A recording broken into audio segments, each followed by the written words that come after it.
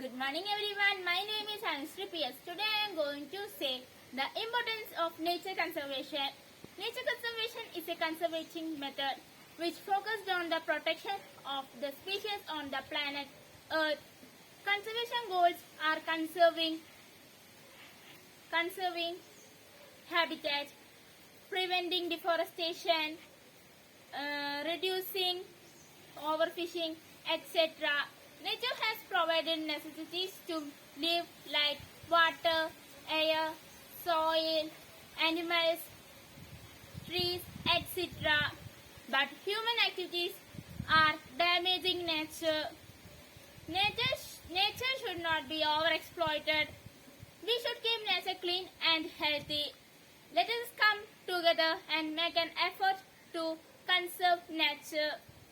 Thank you.